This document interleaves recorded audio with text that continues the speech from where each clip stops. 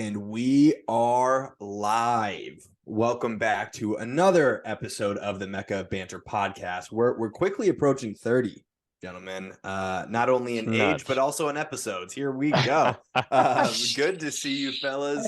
Chill on that. It's Henry Wind. You can find me on Twitter at Henry Wind. Or as we're calling him after his fresh new haircut, Rodrigo DePaul. Hey, baby, looking ass. Looking ass. It's a great week to be a Manchester United fan. It always is, and this week is no different. We have I want to say a very special guest on the podcast, but really just a longtime absentee. So Lucas Winkleman, welcome back to the pod. How you doing? What's up, gentlemen? Yeah, good to be here. Been traveling a lot lately for work and still haven't quite figured out a virtual way to join in properly, but very stoked to be here. It's as if laptops don't exist, but happy to have you here. This man bought a house, so pretty soon we might be doing a studio at Connor's house, at Lucas's house, at Nick's house. Yeah, the lads are buying houses. I am not, but happy for you too. We're buying it with all this money we're making from our soccer bets, right? Yeah, really just all of that. He said, "Ha ha ha ha." Not. Dobes, man, what's up, bro? How are you? What's going on, fellas? Happy to be here. Nice little bounce back after Thursday for United. Like Hen said, it's another great day to be a United fan. A couple of big fixtures coming up. Good bounce back from City too. So definitely happy to be here today. Happy to jump in. Good to see you guys. Yeah. We have a lot of good stuff to cover on this episode, but last but not least, Andy Hoover. What's up, dog? What's up, boys? Young Yid on the burner was an active weekend for the burner account. I can tell you that. The best part about Tottenham Hotspur is they usually only play once a week, so that way they only disappoint you once a week. But happy to get into it. There it is. Happy to get into it. Dude, I mean, we do have a lot to get into this week with the weekly recap. Our team certainly had some games, but I feel like this was kind of a big week for everyone who isn't Manchester City. There's a lot of potential points picked up in the middle of the table to get top four, to get European sides. And it seemed like a lot of the teams not named Aston Villa just didn't get it done. So we have a lot to cover, but let's start off with the team who isn't represented tonight, Chelsea, with their 2-1 loss to Brighton. Now, on this podcast, we have been super complimentary of Brighton the entire season. This is not new that they come in and they beat a Chelsea squad that is in the bottom half of the table, but they just keep getting it done. They brought on yet another South American that is unheard of, 20 years old, to come in and score a screamer, to win the game. I mean, it's a fun team to watch. They are a fun team to watch, and when Spurs beat them last week, I was very, critical of the fact that they have a style and a system and a way that they go about things, and this was the exact same result, except they pulled it out. They were so you score some of these wild goals because of the way you play, and sometimes luck goes the way of teams that it should. Good point. Because of how well drilled they are. They know exactly where they're supposed to be at all times. And you can leave it to a 20-year-old South American to just throw in an absolute worldie. But on the other side, it's the same, kind of issues with Chelsea as far as I've seen. They scored a scruffy goal through Conor Gallagher, and I thought it was almost comical how it went in. And that was the goal that they scored. I was just like, it was against the run of play. It was a ball, the scruffy shot, Chelsea. It went in the net. But no, Brighton are awesome, dude. I like Brighton. I texted you guys this weekend when I was watching this game, and I said it almost felt like a training session, watching genuinely, because yes, Chelsea did score that sort of a fluke goal, but the entire game was dominated by Brighton. The possession, chance after chance, where Chelsea kind of hung on, and 100% deserved. Brighton deserved, came away with the win in that game. They didn't deserve anything less than 3 points. And there's nothing really else to say for Chelsea. I mean, there's no other words. They're not even worth talking about. They're so irrelevant in terms of this Premier League season. I mean, like their own team just makes their fans just not show up to the podcast either. So it's like Chelsea has become just sort of the laughing stock of the Prem, and with their schedule that they have remaining, it only looks like it's going to continue getting worse. I know that we'll obviously get into their Champions League draw with Madrid this upcoming week a little bit later. But when you look at the lineup that Chelsea even fielded, it looks like they were just completely fucking off the league yet again. It's just not a convincing lineup any way you look at it. Like, stoked for CP that he got to start, but like it's just not a competing team. Trevor Chalobah was like their right back, and Reece James, we know he's made of glass. You can't risk him, but it's just not good to look at. De Zerbi over at Brighton, the coach, has to be getting some applause. I mean, both guys that he subbed in the first half because of injuries both scored. That's what you want in a manager. That's like great game tactics. But Chelsea just never really looked in the game. They were never going to prove that they could compete in the top 10. They're just not going to be there. So it's like 3 up, 3 down for Chelsea. It's just not going to happen. Another team that it's not happening for, Tottenham. Tottenham Hotspur lost, which, hey, great for me. Great for Newcastle, terrible for Andy Hoover. It was a 2-3 loss and a dramatic finish to Bournemouth. Yes, you're hearing that correctly, ladies and gentlemen. Bournemouth. No need to say where they stand in the table, but that puts a damper on your top 4 races. Yeah, yep, it sure does, Hen. You got that correct. Sure does, brother. It was it's like Chelsea too, except they're just in 5th. It's like the coach is the guy that just has been Antonio Conte's right-hand man forever. So you bring him back in, fine. What do you expect is going to be different? Nothing was different in the way they played. It was the same lineup. It was the same style. It was the same system. It was the same general attitude. Same shit. Same shit. There's no way around it. 20 minutes, they looked insane. They looked like they were the team that was in 5th and Bournemouth was not. And they scored. It was great. And then they just completely slacked off. Like they backed off of all of it. They banked on runs in from Bournemouth and turnovers and counterattacks against Bournemouth. I don't know what they were doing in the first 20 minutes that looked so great and everyone was buzzing, and then they just stopped playing. I'm gonna need to pull up my FOT mob here. So Davinson Sanchez came in.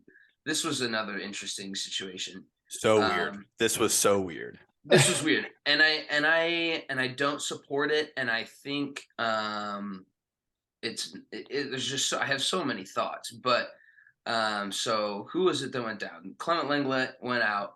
Davinson Sanchez came in the 35th minute. They scored immediately, and it was not directly his fault, but it was pretty. He was in the play, didn't set up Pedro Porro well. Pedro Porro got pushed, goal. So that was a huge bummer. And then they scored immediately again in the 51st minute after halftime, and it was directly Davinson Sanchez's fault. Like, he just got beat, looked bad, goal. He got subbed out for Danjuma a couple minutes later, and the Tottenham fans cheered him off. They booed him when he got subbed. I thought that was really weird. I don't like it. From a player point of view, the guy's been here for years, and he's not the best defender, and everyone knows that. But that's not his fault. It's not a lack of effort. It was 2 mistakes. That sucks. You can't boo the guy. I'm not mad he got subbed off. I think sometimes when you have a shocker, you deserve to change out the team. And I think ultimately it's not his fault because he shouldn't be here. It's years and years and years of management in the upper staff that he is still here, and he was that backup center back, and he was put in that position to continue doing the things that we know he does do. So it's not like this is a shock to anyone that he came in and played like that. It's a shock that that is still where we're at. Like, that's the real issue. So then they're down 2-1, come back in it. Danjuma gets a goal. Great. That's great. Wow. Maybe if we played him more throughout the year, he'd have more goals. What a fucking thought. So that was cool. And then they caught a classic, 95th minute counterattack. Absolutely electric. Absolutely electric. Yeah. Oh my God, the scenes in the corner and the way end were, credit to Bournemouth. They pushed. Like, it was a deserved finish for them. It's just every day it gets less surprising. Like, I don't even, what is top 4 if we're still doing this stupid song and dance? Why we don't deserve any sort of European competition. This is when we needed to do the Arsenal thing and finish like 8th or 7th, 9th, whatever they did that one year. And they rebuilt. So they went out and changed things. That's not going to happen. This is Tottenham Hotspur. Daniel Levy's in charge. That's about it. I mean, I guess like what's tough is obviously when you sub a guy in and then sub him off within 25 minutes, regardless of the goals. Do you look at Sanchez for that, or do you more look at the coach? Because, like, I'm trying to put myself in his shoes. Yes, the goals weren't directly his fault, but it's like it's not his fault. As a defender, your goal is to keep the ball out of the net. But like, Stellini has to be thinking ahead. That's like, that to me shows just like poor man management when that's the case. Yeah. Now, that happened with Garnacho a couple of weeks ago at United, but a very different circumstance. Like, we had to protect the lead, like injuries happened, different. This was, yeah. It felt, well, at the time of the game, Spurs were up 1-0. So in my mind, Stellini's not thinking we need to switch to the back 4 and start to get more pressing going forward, because the instructions were score a goal and stop, score a goal and sit in your shape. So his plan was continue sitting in the shape. That was the only other center back that we had. I don't think that he was going to put anyone else in. So I think I think Stellini's at somewhat of a fault here. But I also think he didn't have anything else. I think, ideally, Davinson Sanchez should be good enough to sit in a back 5 and hold the position down for 60 minutes. But that didn't happen. Neither of them look good after any of this. The fans don't look good. I thought it was harsh of them to boo him. I'd not seen something like that from Tottenham fans, because I think generally they're a rather mild fan base compared to some of the other clubs. But it all sucked. It's so evident that it's so much deeper than the players or the culture. There's a culture issue.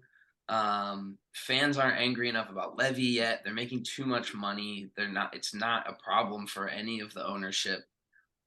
There's not going to be any sort of organized protest that's going to work, because Tottenham's built themselves into this,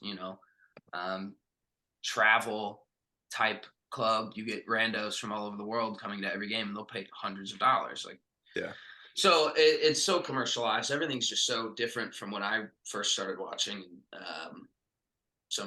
sucks. But do you guys not put like pressure on the owners? Like, the only thing I can compare it to, and I don't want to make this about Manchester United, but obviously, like, I'm not in Spurs Twitter. I'm very much in United's like whole shit. So like, obviously we saw what happened last year with the United Liverpool game got postponed because there was like a massive protest. And like, United's one of the most commercial clubs in the entire world. Like, it has a worldwide fan base, and so people travel all the time to get those tickets. Is there not like I can name 3 organized Manchester United fan clubs right now that would like put a protest out there, very active. I mean, every United game, home or away, you hear the "We want Glazers out" chants over like the speakers. So like, what about Spurs? Is there nothing like that?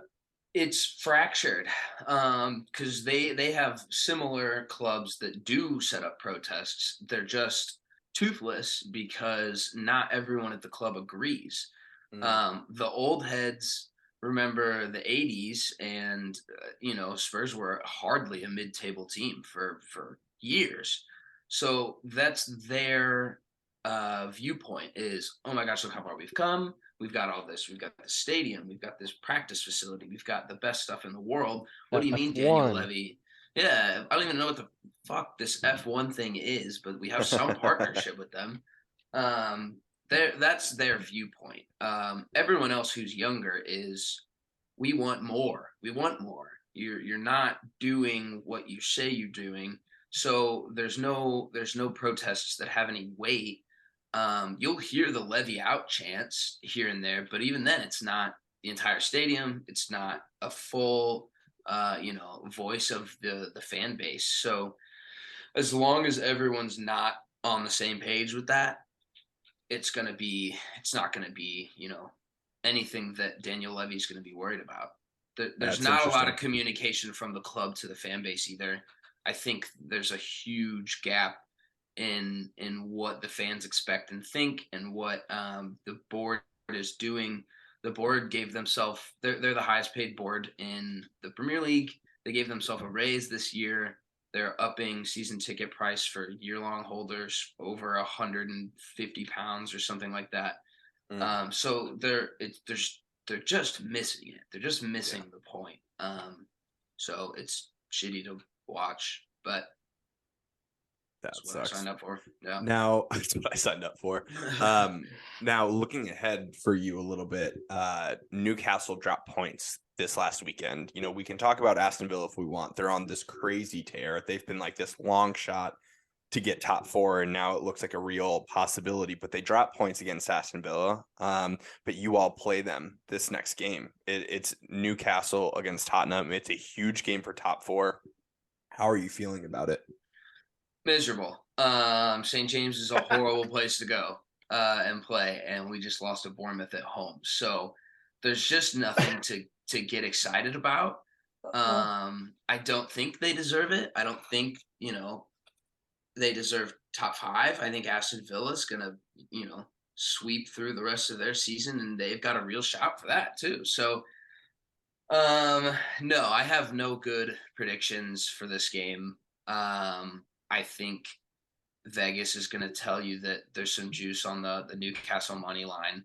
And as a betting man, that's where my head's at. But there's always that chance that Harry Kane has a double, and we see a world class Sonny. They're unplayable when they're on, but it's just whether or not they have the leash and or assistance around them to do anything. They signed Eric Dyer to another contract extension, bro.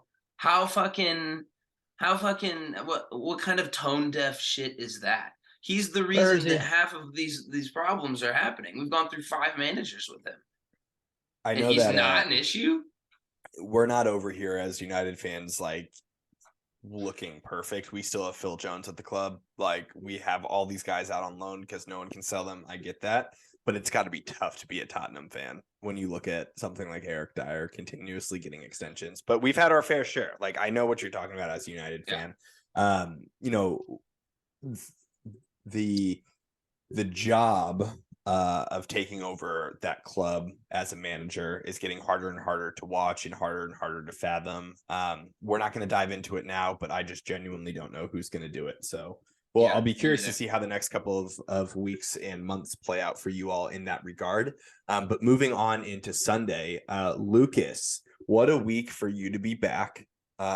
Arsenal might bottle it, man. They might do it. It's a 2-2 draw against West Ham, which on paper I did not see coming, but it happened. Talk us through the game and what went so wrong for you all. Oh, you muted us. Yeah, boy. 2-2 draw against West Ham, like you said, away at London Stadium, which was absolutely buzzing the whole time. Second game in a row, we've let a team come back from being down by being up by 2, rather.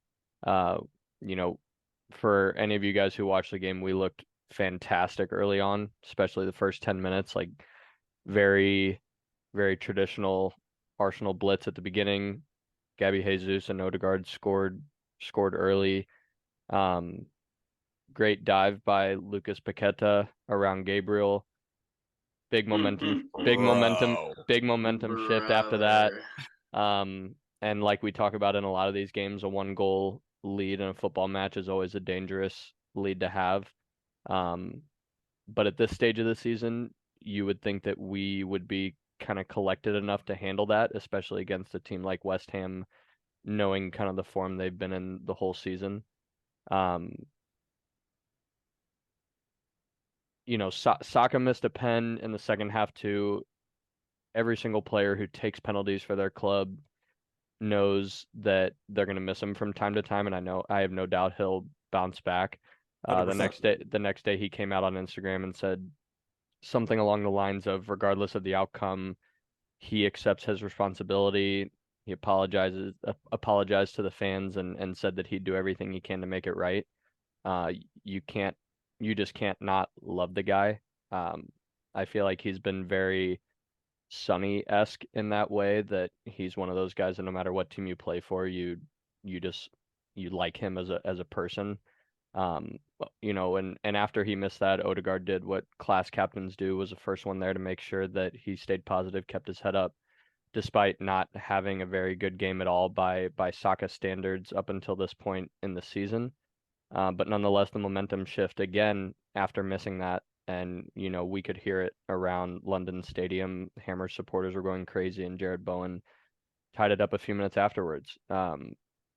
Man, do we miss William Saliba?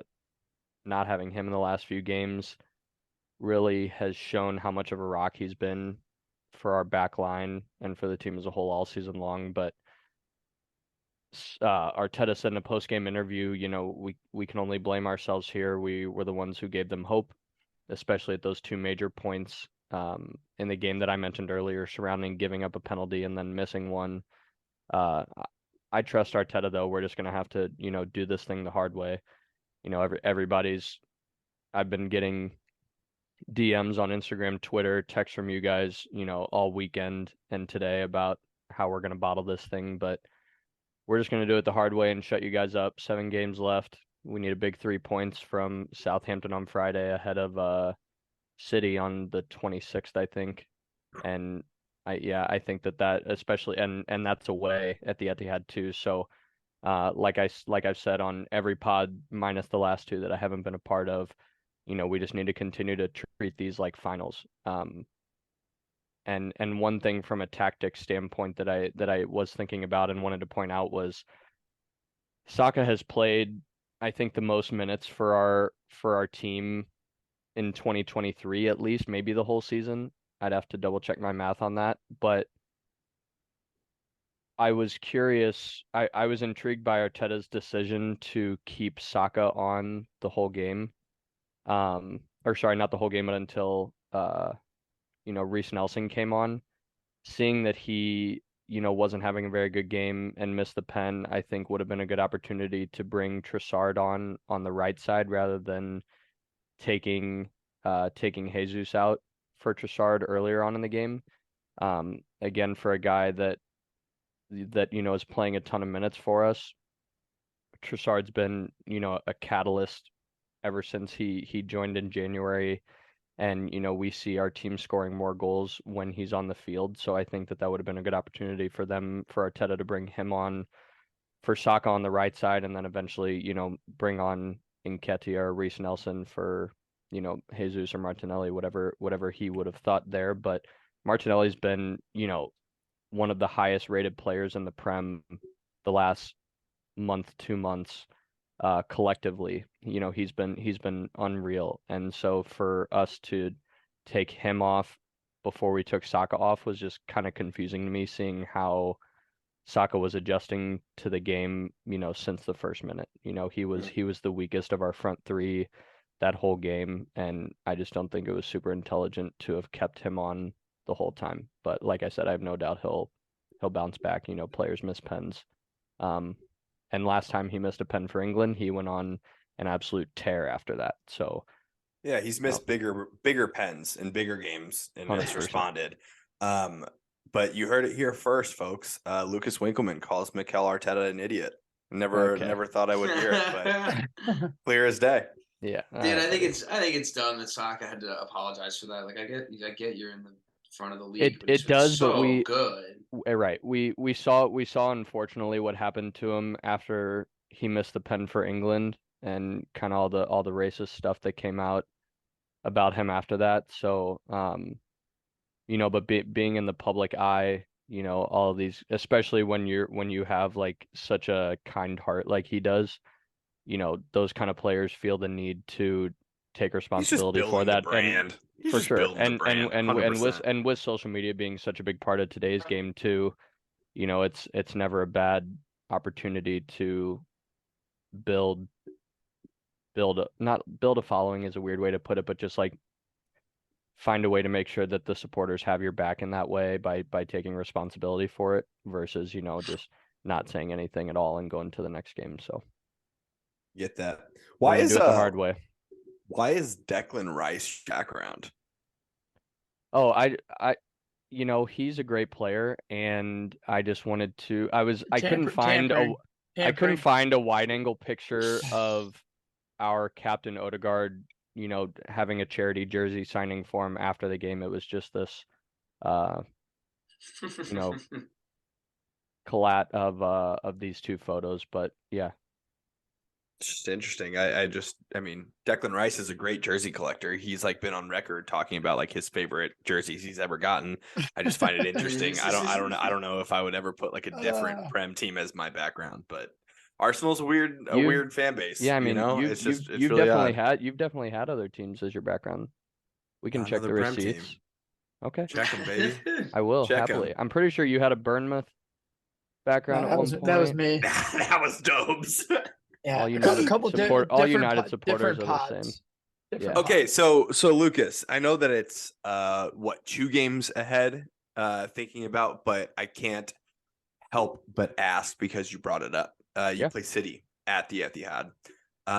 Do you feel that the winner of that game wins the Prem? I mean, I think that both teams looking at their remaining schedule should win out on paper. So I think that it'll definitely have a big impact on. I mean, I would have put Arsenal against West Ham winning that game 10 out of 10 days. And, that's what I'm saying. That's why I said keyword should. Anybody can beat anybody on any given day. We know that. Bournemouth beat Spurs. That was probably correct on paper, but most of these. But anybody can beat anybody on any given day, or Liverpool tie or United, tie them. Holy shit! I'm keeping that bottle word out of my mouth. I'm keeping the bottle word out of my mouth until no, you're good. These two will say it enough for you. But I haven't even got a word yet. So yeah, Dobes is salivating over there. Genuinely, both of these teams, aside from the game against each other on paper, should win out. So I think that that's an accurate statement, knowing that City are a game in hand, and that's why I think that game is going to be one of the best games of the year, if not the game of the year, knowing how big of an implication that's going to have on the title race. I mean, you guys, we're not going to go this easy on him. Like we can't possibly go this easy on him. Like, yeah, like I feel bad for Saka. Yeah, that sucks. Like that was a pen to like win the Prem. Yeah, and like win the Prem right there, and he fucking bottled it.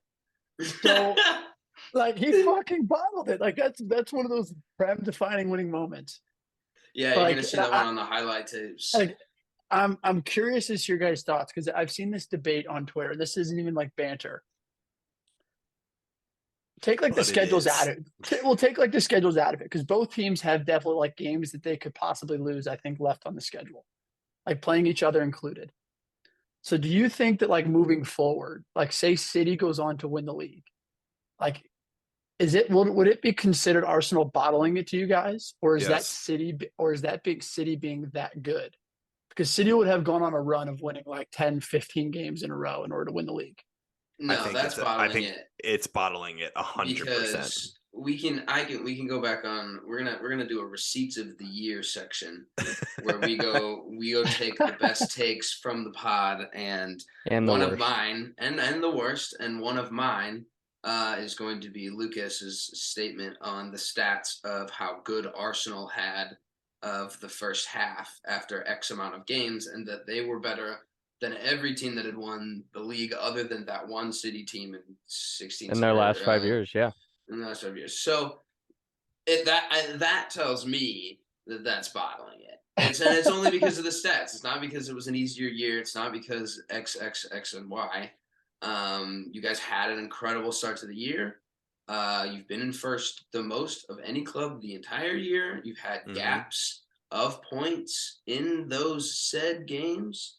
Winning the league is tough. I will give you that, and I will not say anything else regarding that. But yeah, that's bottling it, bro. I think the only stat that you need to look at for that is like halfway through the season. What was it? They were like 12 points clear at the top, or 9 points clear, or whatever I don't know it is. specifically. Yeah, we'll have to go back, but like I think anytime there's that big of a gap, that's fair. I think that is significant. I think that is big enough to consider it bottling. I don't think that there's now it would be different if City and Arsenal had the same points halfway through the season, had the same points 75% of the way through the season, and Arsenal dropped like 1 or 2 points. They tied when they should have won, or whatever it was, and City continued to win. That wouldn't be bottling it to me. It would just be like they just fucked up. To be that clear and to not capitalize on what City fucked up the first half of the season, that's the bottle for me. That's where they're not closing out games. You know, Saka makes that pen and puts it up 3-1 at that point. Different game. But yeah, the momentum shift is crazy. And what's even crazier about that is, you know, who did you just say City's won like 15 in a row or whatever? No, but one of you guys said that. Saying that if they close it out to win, if they were to close it out, it's what it is. It would come out to something like that. The crazy thing is we're unbeaten in our last 9 Premier League games too. So like that's the other tough part is, you know, we're not laying down and dropping all 3 points.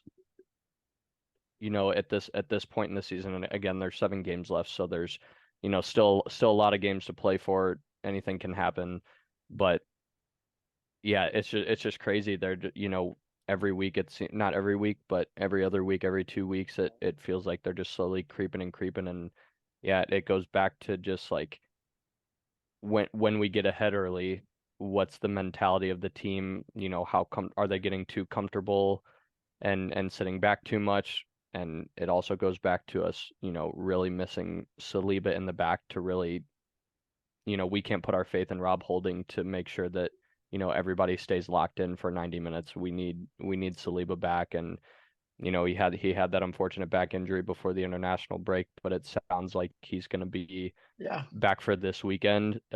If not, he'll definitely be back for the following Wednesday or whatever day, the 26th Wednesday that we play City. Yeah, I also think that bottle job. It's a bottle job. It's the biggest bottle job. Their own. This is like Warriors up 3-1 type bottle job stuff. Like this would be up there in my opinion, like very close and rival biggest like chokes in history. I think the thing is not that like Winks makes a good point that they haven't dropped points, like they're unbeaten in 9. I think the more worrying thing for me is like Flan brought it up in the Mecca. It's the difference in performances at the level that both the 2 different teams are at. I'll agree to that. Yeah, you can argue City hasn't looked this good all season, and you can argue that Arsenal, quite the opposite, hasn't looked like this the entire season. So I think that to me is like the only worrying sign is like Arsenal does it. Both of these teams, every single game from here on out's like a final.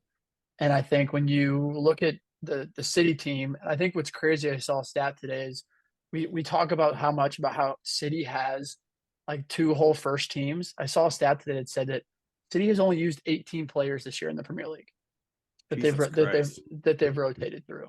And the fact that those players are the players that have been there and done that, they're going for a 3-peat now. So like they're used to playing meaningful games this late in the season. And all those guys play 3 different positions. And and they yeah. can play anywhere. So that's why I mean I think it is a bottle job, but like I do think there's some sort of argument that like we've kind of known coming into this season that City has the potential when they get clicking to like be just the best team in the world, and we're seeing that right now at the absolute right time. I think bottle job is harsh, frankly, just because of how good City is. If City I wasn't think it's in so this accurate league, though. Like I think bottle It- job yeah, is it the has to only be. accurate. It's like harsh, sure, but like that's being so nice to Arsenal. And like so let's take Lucas out of it because All like of this Lucas is they're a saying all of sweet this, boy. and we're still in first. Yeah, but like but if but City that's went out, they win the league. yeah, that's the thing. Like if City goes and wins it, it's still a bottle job. If United were 9 points clear or 12 points, whatever it was, and they lost to City, regardless of how good City was, that's a bottle job. Like that is they blew it hard. So like yes, harsh, That- sure, but that's also assuming they're gonna win out. A lot of assumptions going on. Still 7 games to go. That's bro. That's we're fans. That's what we do. It's all we have. It's all we have. Dude, I don't know. I just think that I just think that Arsenal is not quite there yet. And that might be a bold shout coming from a third place team here, but like I just seeing what I'm seeing, that math ain't mathin'. I don't know if they have that yet. On the flip you said it all side, year. If said Tottenham it all can beat year. if Tottenham can beat City, any of these teams in their remaining schedule can beat them too. Tottenham always beat City. At least give me that. literally always. They always beat City. No, Hen, you have said since the beginning that you still do think Man City's going to win the league, and I've 100%. not argued it once, but I have clear emotional interest in that. So, but I'm defending that take because you said it all year. Yeah. It's so weird though, because like, do you want? For me, it's like the personal relationships that I have in my everyday life. Arsenal winning the league would be the worst possible thing in the entire Terrible. fucking world. Terrible. But then it's like, that means rooting for like a City 3-peat. So it's like It's literally but the thing is like situations it's are the thing that terrible. it's the thing that I care least about in the entire world of like if City wins again, it genuinely doesn't fucking affect matter me. to me. I'm like That's what I mean. It doesn't affect. I don't have a City fan that's a friend or anybody that's gonna let me hear it every day. yeah. So it's like, Jacob Krupp is gonna send also, a little hand. We never hear from Yeah. him. We won't Like hear literally him. Yeah. whatever Once a the month. text was last year, it was like, well done, Krupp. Congratulations. See you fellas in a couple months. Like, who gives a Low-key, shit? that's Because like kind of hard though. Like they're so used to winning that that's all you gotta do. Yeah, That's all you can muster. they don't give a fuck because no one cares. Like no one cares if that's the case. I Life just would think be that a personal hellscape for JP Murray if they bottle this league. So I do That know that's what I was gonna say is Yeah, no, like City all the way. like living with Krupp. Yeah. we've got these Arsenal fans that would like give a ton of shit or whatever, but I know like I would be just Lucas so is like, I just want a trophy. Yeah, man. bro. Come on. not even just a trophy, just a prem specifically. Like fuck everything else, but you know, I would be so happy for this club and the rebuild that we've been through that like my brain wouldn't even be thinking about any other team giving anybody shit about anything. It would literally just be just like a euphoria. Would you book a flight to London if you guys won the title? Would you fly to London? Yeah, here's you won't. I've been thinking about Book that. the flights in Istanbul. Jurgen Klopp. Yeah. So here's kind of where my brain's been at with that. So I just bought a house and have to put a large sum of money into a down payment Credit cards. in exactly a week and a half. Yeah.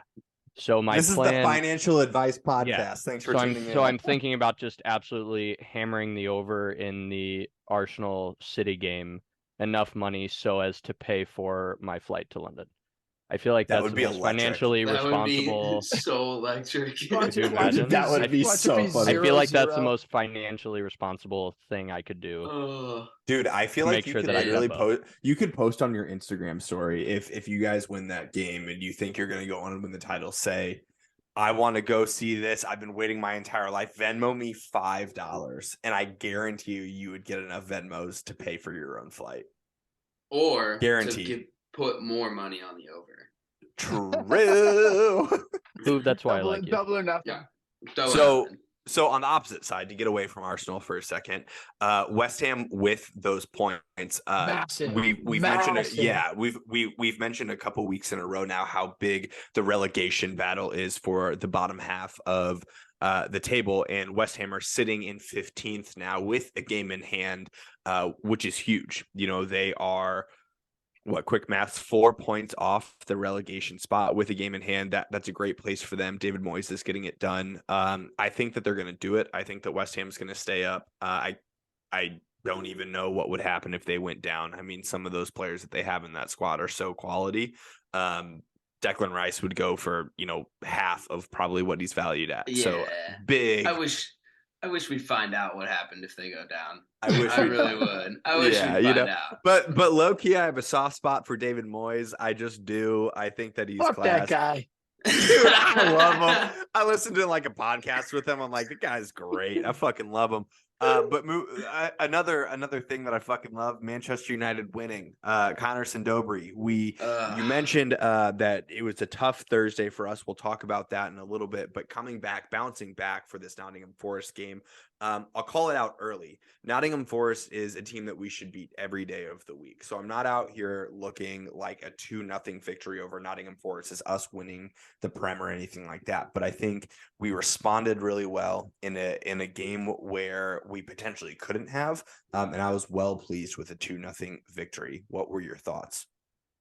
I mean, yeah, absolutely. I mean, there's very few games that coming into where you see Maguire and Lindelof as your center back pairing. Like, am I ever in a million years going to be excited to watch? But it was actually quite the opposite. And truthfully, I think this is one of the first times this season, and I've mentioned it so many times to you guys that, Sabitzer got hurt in warmups, and I think that it sounds crazy, but it benefited us immensely. Like Eriksen, Casemiro, and Bruno was like arguably the best I've seen our midfield three look in I can't even tell you how long. It was that Peter Drury quote of, Bruno and Eriksen are long lost brothers that were meant to play together, because those three in the midfield just absolutely bossed the game from start to finish. I can't even, who've closed your ears, because I can't even tell you like how good of a footballer that Eriksen is. And I still think that as good as Bruno Fernandes is, I still think he's underrated. I also have to give a little shout out to the Iceman, Victor Lindelof.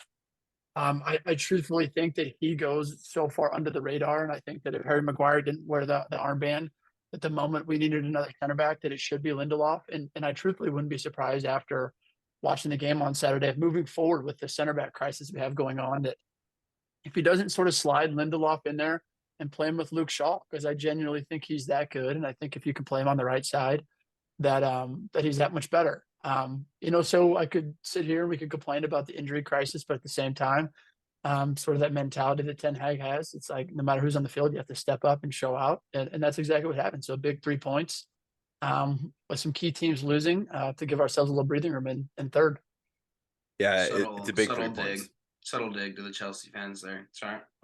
Hey, yo. But I think you're spot on. I think the worst thing for Lindelof's career is the fact that he's played next to Maguire so frequently. And it's like McFred, for example. You don't really talk about Fred, or you don't really talk about McTominay unless you talk about both of them. It's McFred. Same thing with Lindelof and Maguire. It's just that's been the partnership for so long that I think when you put Lindelof next to Lisandro Martinez, you put Lindelof next to Luke Shaw, much better ball playing center back, much more calm. I think when I watch them together, Lindelof is literally one eye on the ball, one eye looking at whatever the fuck Maguire's doing, because he knows that he's just going to have to cover for him. It's never a good look. And so I think that, Ten Hag really backs him. My worry is that we're going to get to the summer and we're going to get to the transfer window, and Lindelof is basically going to say it's either him or me when it comes to Maguire. You either get rid of him or you get rid of me, because I think Lindelof is aware that he's third on the pecking order. He's not ahead of Varane. He's not ahead of Martinez, but he knows for sure that he's ahead of Maguire. And if he's not getting chosen over that, or if Maguire's still sticking around, I think that that's going to be the case. It's him or me. But that's for a later date. That's for a different conversation.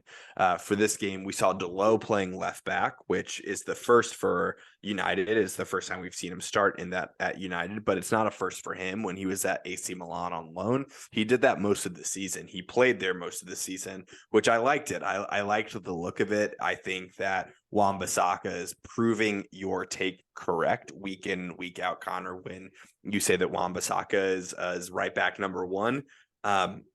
I still don't understand if we're linked with another right back in the offseason, what that means for either one of them. But it was good to see them both putting in a good performance. And for me personally, if Luke Shaw can come back and he's 100% fit, I would love to see a Luke Shaw and Lindelof partnership in the center back with Delo on the left and Wan-Bissaka on the right when it comes to the Europa League. So 3 points up, 3 points won. Anthony really pissed me off. ESPN FC, which I don't know if you all listen to it all. I've given up on them. So shitty. No, they're so trash. Dude, they're so bad. They were absolutely ripping on Anthony this last game, and it was Anthony's best game that he's played in a United shirt by a mile, with a goal and an assist, putting in effort both sides of the ball. He was exactly the the winger that we signed over the summer. I hope that he continues like that. It was great to see. I thought Sancho was cooking a little bit. Again, not getting too far ahead of myself. It's against a relegation side of Nottingham Forest, but it was great to see. The last point I want to make is the injuries suck, but there's something came out. It was like I think Cassie, Eriksson, and Bruno together played 17 games together. They've won 15 and drawn twice. Like I think that there is sort of light at the end of the tunnel to where like Luke Shaw is expected to be back on Thursday.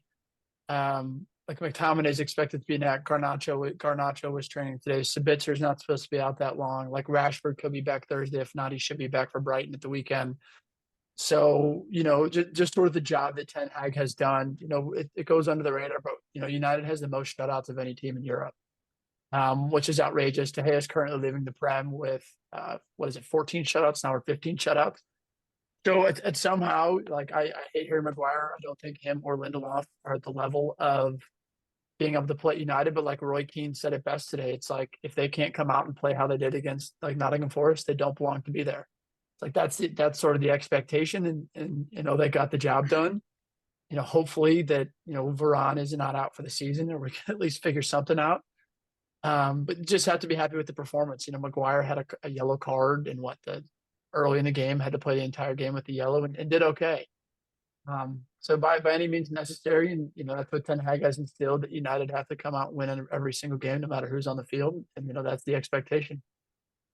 I can't wait to get to the end of the season and talk about like a season recap and essentially like deep dive into each one of our clubs and talk about the job that's been done. But I think now we're getting towards the end of the season. Ten Hag has proven to be someone that I don't always know what his next step's going to be. I don't always know what decisions he's making. But I'm happy to say that, 95% of the season, I've agreed exactly with what he's done. I trust him. I trust that moving into this next stretch of games with Brighton and with Sevilla, that he's doing exactly what he needs to do. We move to the last of our teams. This is the game that truly I honestly don't care about at all, but I'd be remiss to talk about. Liverpool beat Leeds 6-1 today. It's like it's a game that I'll comment on for Butch, but like I literally don't care about it in the slightest bit. Leeds probably wasn't going into that game thinking that they were gonna like battle them for relegation, and I don't think they cared. I also don't care. I don't know if any of you have anything to say about the game. Dude, it was way more that Leeds sucked than Liverpool was good, because Leeds was miserable. It was tough. It was tough to watch, honestly. I would rather have painted my entire house again and sat there and watched the paint dry than had to watch that game today. I'm sorry.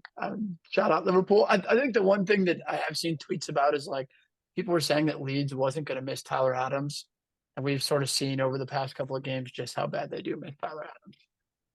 That's their worst home defeat ever. They lost 5-1 last week to Crystal Palace and then 6-1 this week at home. That's not looking great for their new manager. I'll tell you that there's some validation for Jesse Marsch right there, though, because it was a whole lot of Jesse can't figure out his back line. Jesse's leaking goals. No, Pascal Struck and whoever the fuck these guys are leaking Liam goals, Cooper. bro. Yeah, no, they're leaking goals. That team is not that good. Yeah. And they've had some magic to stay up, so they got throttled. Winks, we've been high on Melier, the goalkeeper, the last like 2 years. I hope that he at some point comes good because that rookie card that we purchased may be a bad investment. We didn't buy it for enough to where I don't think it'll really dip in value though, because he's still young. It's more so, yeah, we would just love to see him go to a bigger club or, be a backup, and then, the starter gets hurt and he comes in and just shines or something. But yeah, we need something out of him. He definitely looks better on not leads, I'm sure. So that's the thing. Like, I feel like Griff would be the only person that could really weigh in on this. But like when I watch him play, I'm like, I can't tell if he's letting in goals because he's not good, or if it's because like he's getting literally no support, and that's just the nature of it. Like, Griff's a fantastic goalie, but I know for a fact when I'm not marking up in Sunday League, that man is leaking goals, and it's my fault, not his. So. Yeah, I don't know. I think with him, it's definitely the combination of the two, because I've seen him give up some ones that he definitely should have.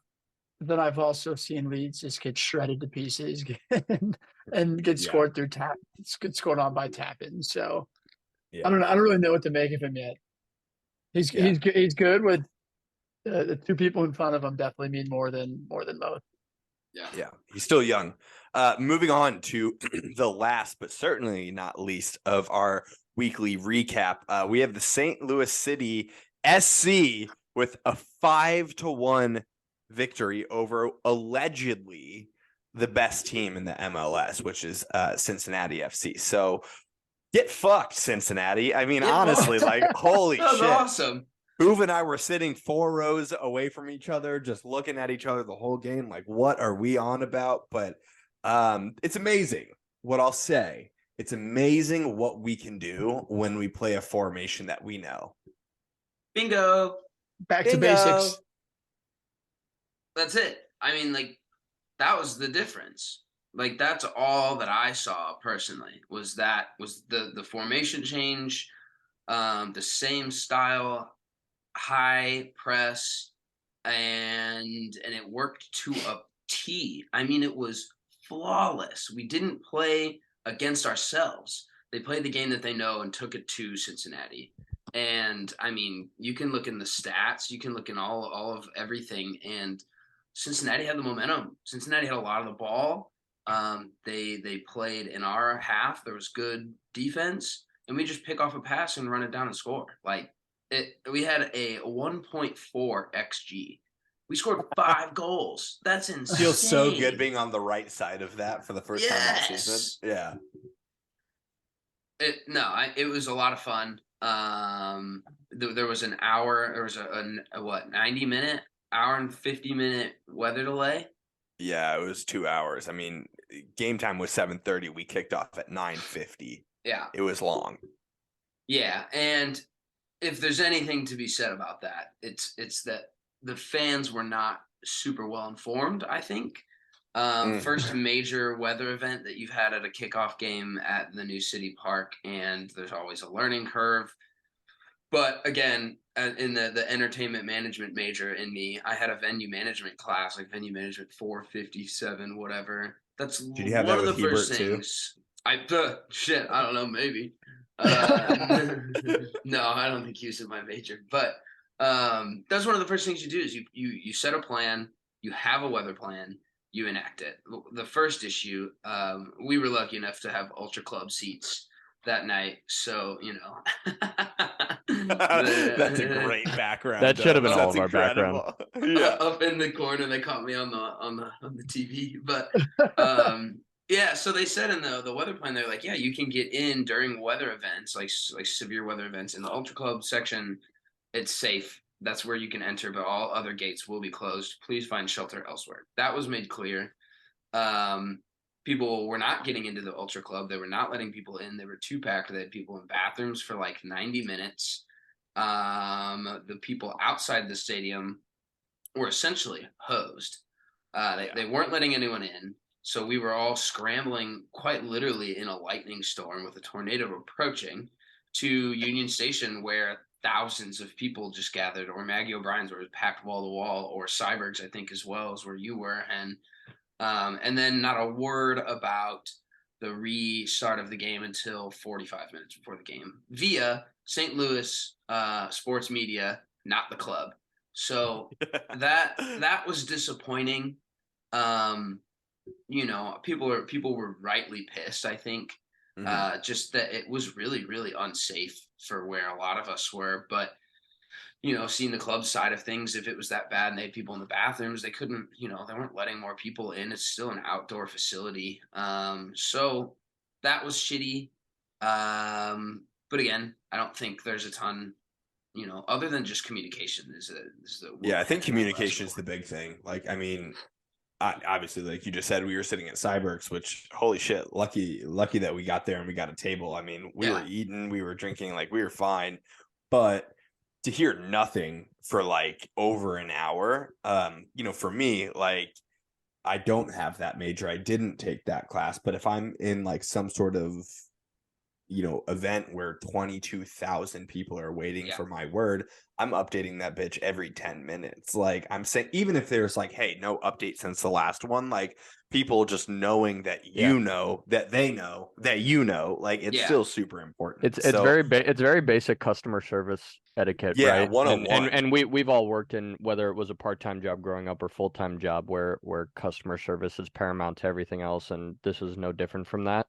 And my brain, like, so I was in Kansas City, obviously trying to watch it on my phone while the UFC fights were going on, but I'm getting texts from you guys about like no update yet, other friends of mine, you know, other people are texting me that are going to the game. They're like nothing yet, and I'm just sitting here like, so this, you go into the stadium for the first time and you see like buying food and drinks is so automated and like all this stuff is so nice and new and up to date, but then they can't do exactly what you just said, Hen, and send out a text or like a notification in the city app every, you know, 20 15 20 30 minutes, whatever it is, but just like way more often than what from what I understood they did is just a big miss on their part. But you know, I think that as supporters who are gonna continue to go to these games, we can only hope that they, you know, learn from it, and this isn't going to be the last storm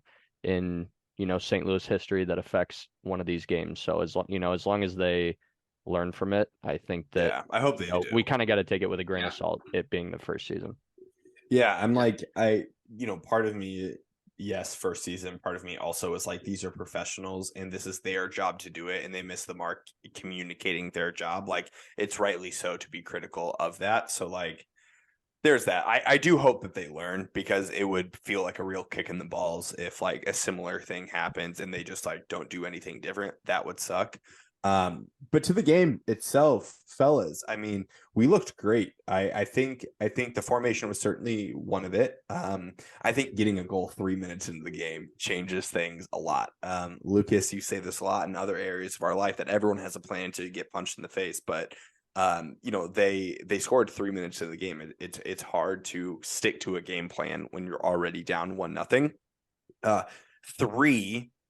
Two of our first 3 goals came off of set pieces, whether it was a broken set piece or a direct, the initial cross went in. That's huge. That's huge for us, especially when we are used to playing counterattack football. We're used to sitting back and absorbing pressure. If we can capitalize on set pieces, that's massive. I couldn't be more over the moon for Giacchini. I think that him scoring a goal, him playing in the way that he did, was massive for his own confidence. You know, literally when the ball went in, when he scored, I said in my head, like, thank you to all of the clubs that passed on him. Orlando City, thank you so much. Yep. Like so stoked that it's working out for him here. Not saying that he's going to win player of the year, but he's doing the job that he's suited for. I also want to eat my words a little bit of Rasmus Alm. 1 or 2 games into the season, I talked about on this podcast how I had a little bit of speculation on him game that I felt like he wasn't necessarily meshing with the team the same way a lot of the other guys were. He came in and put in a shift. I thought that he was going to go out injured like 15 minutes into the game, chose not to go out injured, ended up scoring technically an own goal from their keeper, but I mean, he hit the fucking, he hit a missile and it went off the goalkeeper's head, whatever. But he put in a huge shift. And lastly, I want to shout out our wing backs, both of them. Your right back boy, Nerwinski, or whatever his last name is. I also have to learn these guys' names way better. The left and right back are the only two guys that I don't know their last names because I'm just like low on them. But our right back was arguably man of the match, in my opinion. He's not the sexy pick because you have like Lowen scoring a goal, you have Giacchini scoring a goal, you have Hebert scoring a goal. But our right back was fucking nails the whole game. Nothing came down his side. He looked awesome going forward. Like, low key shout of man of the match for me. So I was stoked that's what we saw after a 2-hour rain delay. And it was also my brother's first game that he got to see live. So I was excited that was his first game.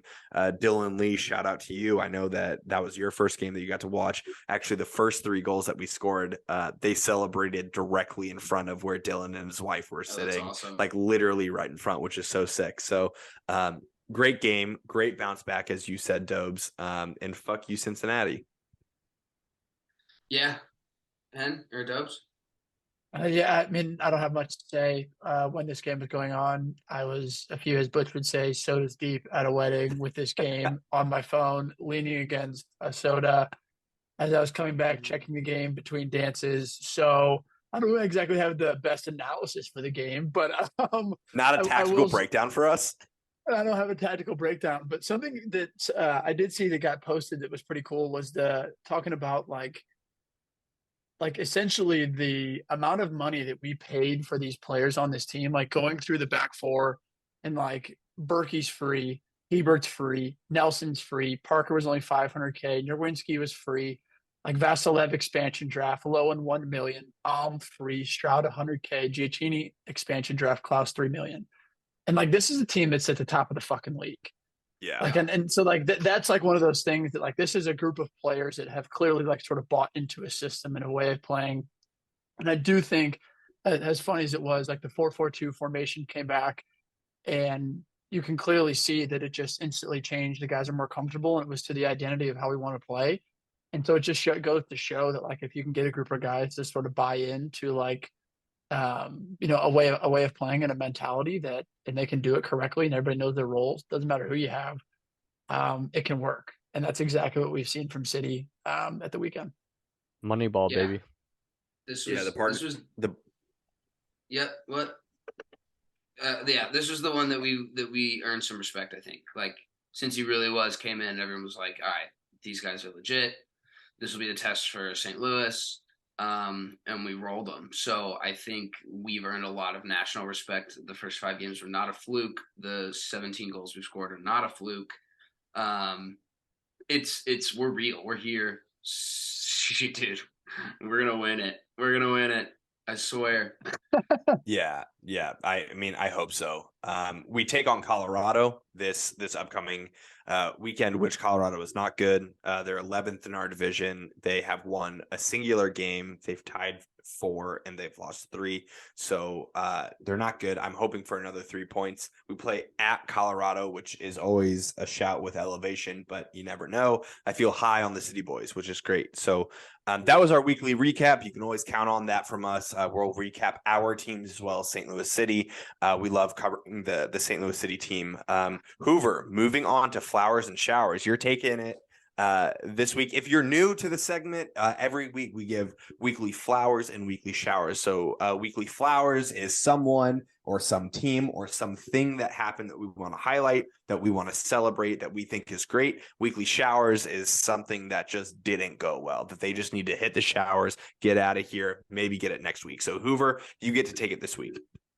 I'll stick with the flowers and the lads from St. Louis, and specifically Johnny Nelson, who is the left back, and another guy whose name I learned probably 2 weeks ago.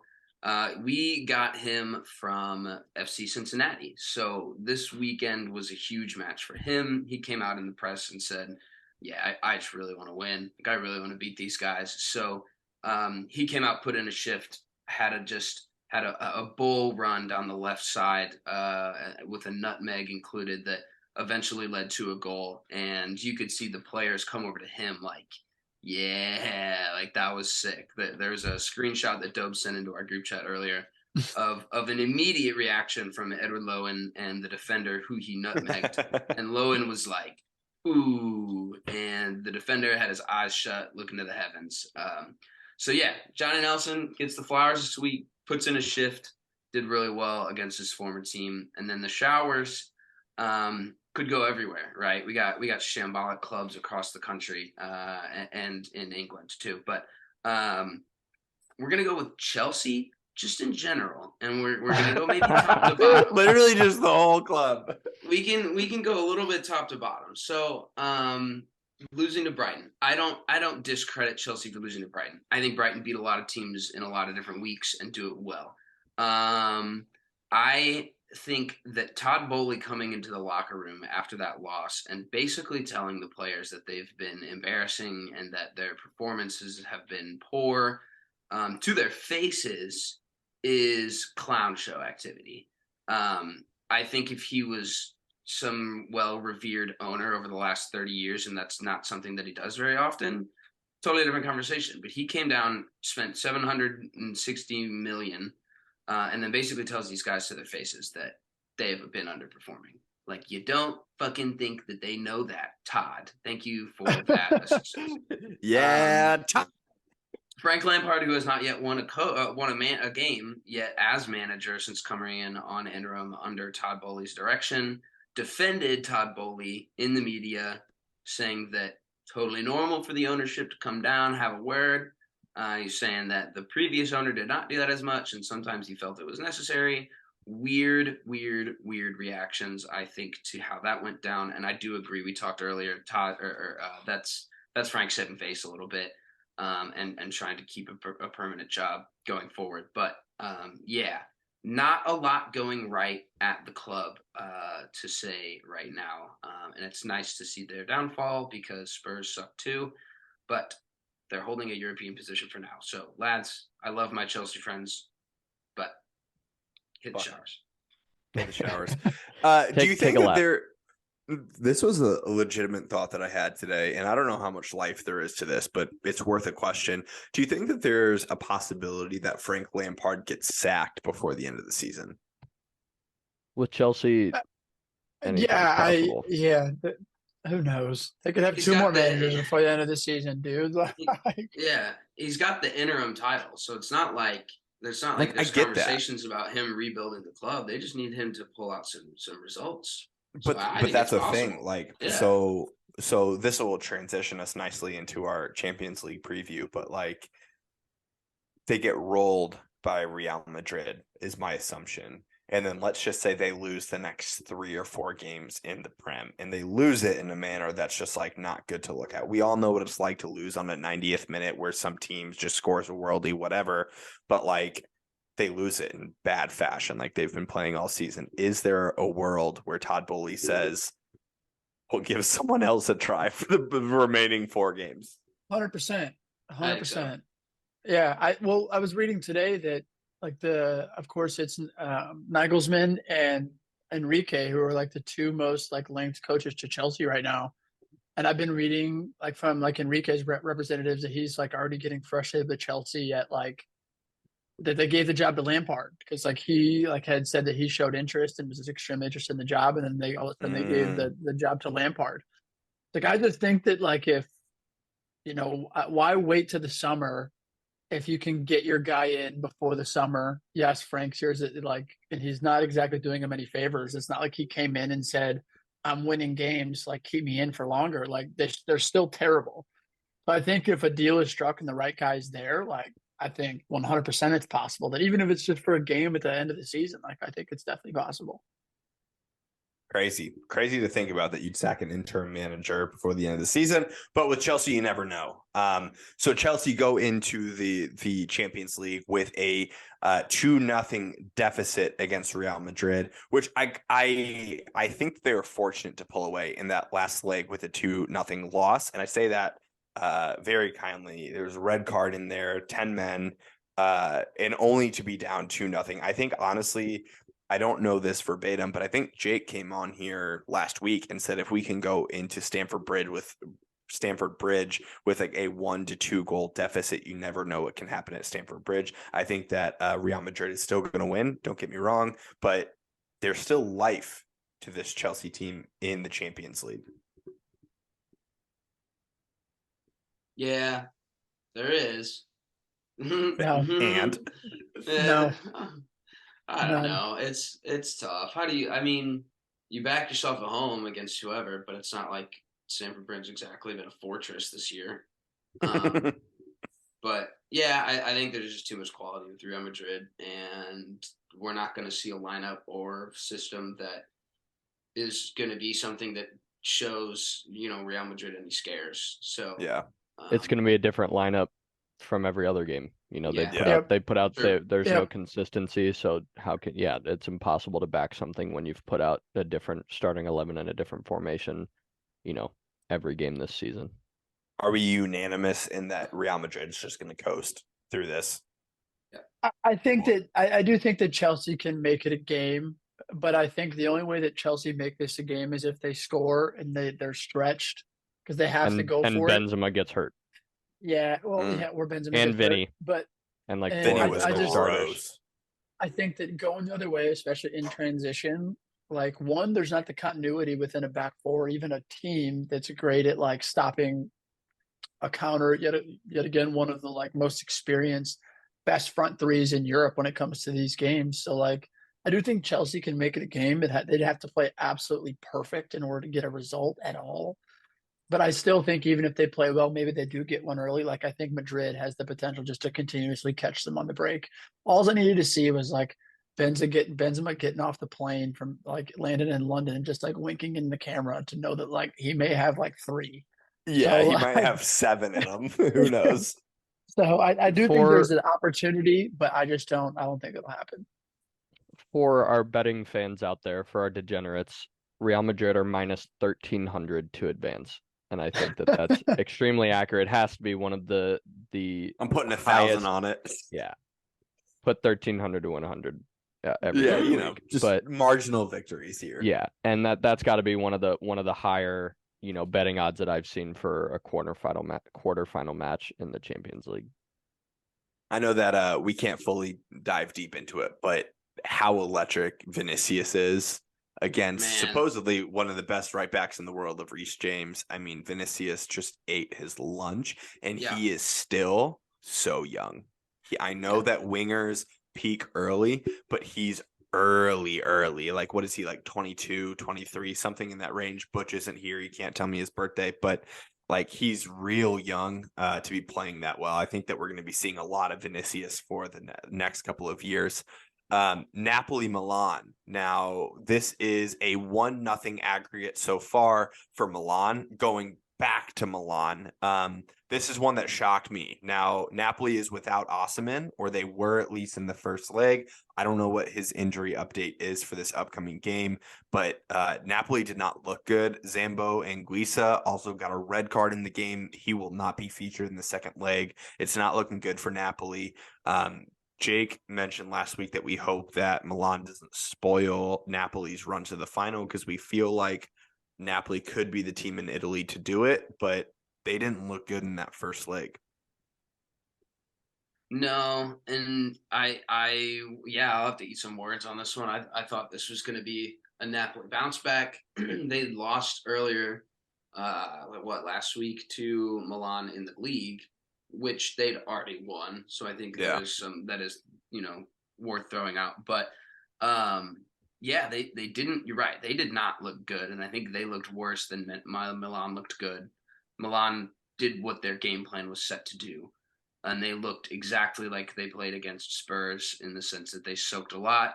they sprung good counters. They scored on one. So back at Milan, this is a super interesting fixture, and I have a hard time seeing Napoli pull it back out if they look like they did. I just This can't is imagine the a world where Osimhen doesn't like Doesn't if play. Osimhen doesn't start, they don't win. I just don't think it's going to happen. this is the must watch game. Like this is like I think this game has the potential to be electric. Like I think if Madrid comes out and scores one early, like I think that tie is just done. And I think this one where Napoli has to go for it a little bit. These two teams know each other. They don't like each other. I think this like has a chance with fireworks. And I do think that Osimhen is, if I was reading today, that he will start. And I do think that like him getting two is not out of the question. Like quickly, Napoli gets Mhm. back in this. But at the same time, like Milan, as we saw in the first leg, is a good side. Like, Yeah. and if Napoli's not on their A game, like they're not gonna get through here. I'm pretty sure I'm the one that said that if anybody were to win, that it was going to be Napoli, any Italy side. So I kind of Mhm. need a bounce back performance today, Yeah, man. same. Yeah, just for the pride, you know. Yeah, Well, just for pride.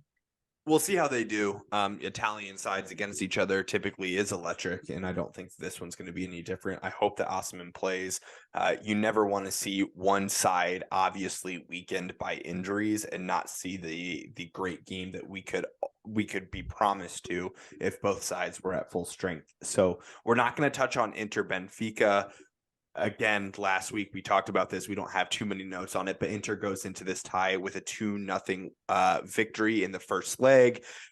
Lukaku scoring goals, whatever. Like, we'll see how that goes. Apparently, Inter doesn't want to keep Lukaku into the new year. So Chelsea, welcome back. But Bayern versus City. This was a shocker for me. I know that I had City edging Bayern at the Etihad. I did not expect a 3-0 rout. City looked better in every aspect of the game in the first leg. I don't even know if that's up for debate. They were nails. They've like that's the City team that we are talking about winning the Premier League. Like that is the team that is gonna do it no matter when and where and who. They're gonna go back to Bayern and Cruz, I think. They looked so good. I don't have a ton else. Like every facet that Pep puts into his teams was on full display. The passing, the movement, they were shredding Bayern apart. There was an altercation with Leroy Sané and Mane after Yeah, the that's game. I wild. guess Mane Yeah. punched Sadio or Mane punched Leroy. You could tell that there was tension between them on the field watching the game too. But it was indicative of the entire event. They were all so frustrated that they could not get anything going. And it was a masterclass. Like I think that's just the way to put it. This Bayern team, since Tuchel has taken over, we were talking about this, that like they were in 3 competitions. Since Tuchel took over, they got knocked out of the DFB Polka. They're down 3-0 in the Champions League to City. Like they just tied at the weekend to Hoffenheim. And then on the polar opposite of the spectrum, we talked about City earlier. We have the City team who looked like they're in the absolute form of the season.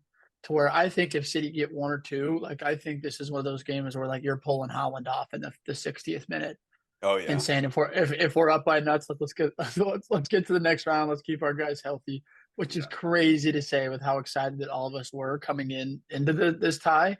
But now all of a sudden it's like polar opposite where Bayern is just spiraling and City are roaring right at the right time. So I think City does cruise.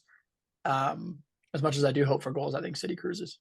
Yeah, and to speak to their depth, you're pulling Holland off. Let's just even call it earlier, pulling him off at halftime. You're putting on World Cup winning Julian Alvarez in the Mecca of Banter team of the tournament at the World Cup, Julian Alvarez. So I think that's just something to call out. Also, Upamecano just had an absolute shocker in that first leg. I mean, he really did.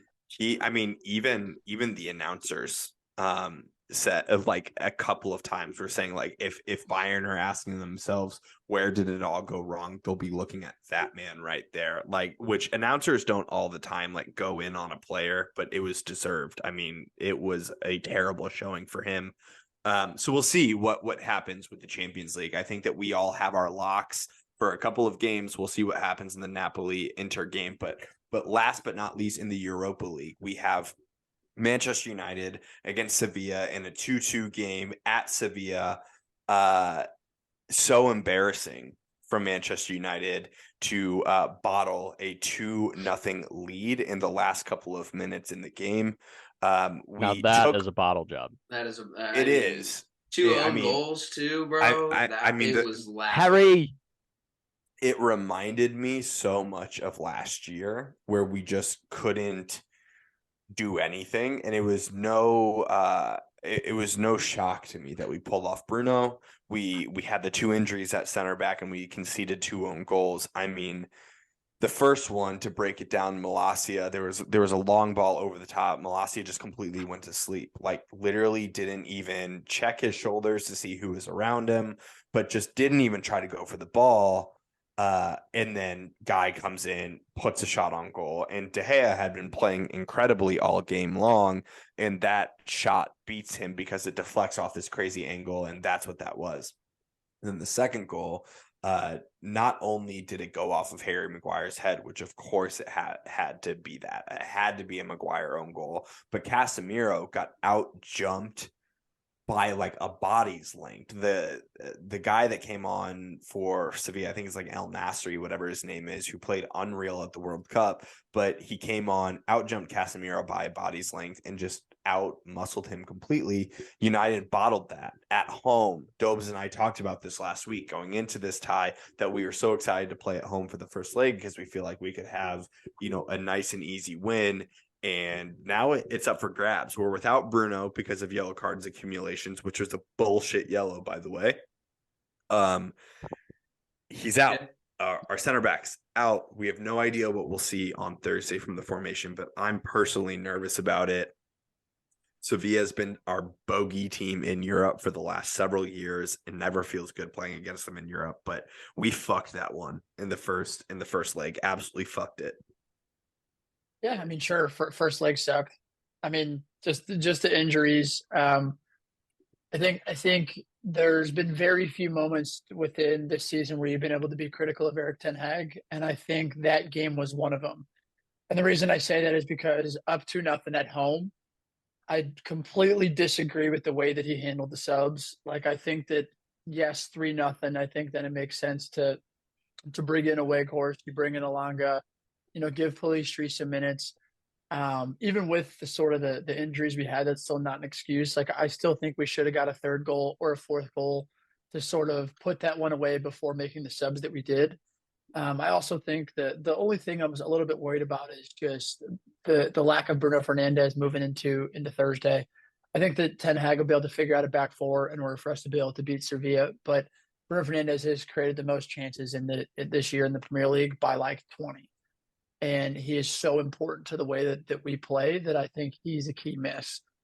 But at the same time, I fully expect us to figure out a way to win, because that's just what Eric Ten Hag has shown the entire season, is that in the moments when things don't look great, for example, this weekend, where we have 2 makeshift center backs, our right back's playing as a left back, we arguably look the best that we've looked in the entire season. So I have no reason to think that he won't do the same thing. Yeah, of course, the first game sucked, but if we can get Rashford back, I think we have more than enough quality. And truthfully, I think the Brighton game has the potential to be a little bit more important. I think we have the dogs in order to beat Sevilla. Like, Sevilla has to play like the perfect game, which they're capable of, in order to beat us. But I think we have too much quality that I do think we still get through. Yeah, I think the Ten Hag decision to use all 5 subs and So then stupid. go a man down and So not have Yeah. someone to stupid. come on for an injured player. That's like rule number 1 in coaching. Like, you make that last sub with 10 minutes left because someone's hurt, or you keep it available. 5 minutes left, you put a guy on. Like, that's rule number 1 in game management. And also, big shout out to FIFA 13 legend Jesus Navas for that absolute missile that did go in off of David De Gea. That guy's like 35 years old and absolutely still out here. So shouts to that. Those blue eyes will pierce your soul. So time will tell. A little bit later this week, Connor and I are going to be bringing you an updated Mecca Moments where we're going to be previewing Brighton. We'll also probably talk a little bit about the Sevilla game as well. So keep that in what you're looking forward to this week. But that wraps it for this week's edition of the Mecca Banter podcast. We want to thank you so much for listening. As always, follow us on all of our socials, on the TikTok, on the Twitter, which I want to call out Charlotte FC fans, soft as can be. Soft, I don't trust that Charmin. this podcast is going to create beef with the entire Charlotte FC fan club, but holy fuck, man, so soft. But follow us on all of our socials. It's a ride. Chime in on the banter. We're always encouraging it. But until then, cheers, lads. Well done this week. Good stuff, guys. Cheers, boys. Yep. Cheers, fellas.